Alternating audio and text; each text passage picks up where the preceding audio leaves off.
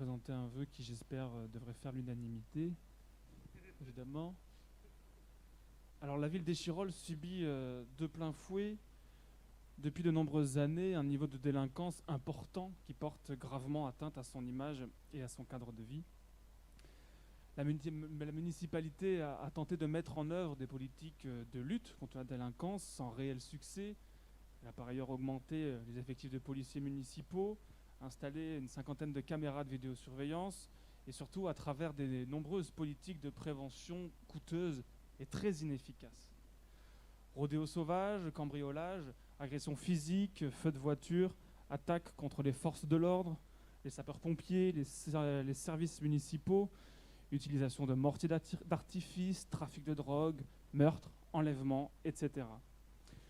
Les forces de sécurité sont de plus en plus fréquemment confrontées à des délinquants, souvent mineurs, et les habitants ne peuvent bénéficier de la quiétude à laquelle ils ont droit et sont les premières victimes de ces actes.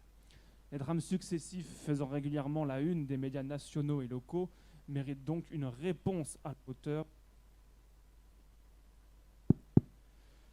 La ville d'Échirolles souhaite donc utiliser un outil supplémentaire qui permettra de responsabiliser les familles de délinquants. Les familles dont un des membres aura fait l'objet d'un rappel à l'ordre ou pour lequel l'accompagnement parental proposé par le Conseil des droits et devoirs des familles au titre de l'article 141-2 du Code de l'action sociale et des familles aura été refusé ou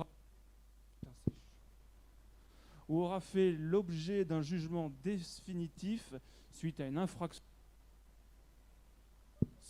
infraction troublant l'ordre public, seront susceptibles de se voir supprimer l'accès aux aides municipales pour les services non obligatoires tels que le fonds d'initiative jeune, la carte échirolloise, les licences sportives offertes ou encore les dispositifs ville, vie, vacances, etc., ainsi que l'accès aux aides facultatives du CCAS et de la mission locale.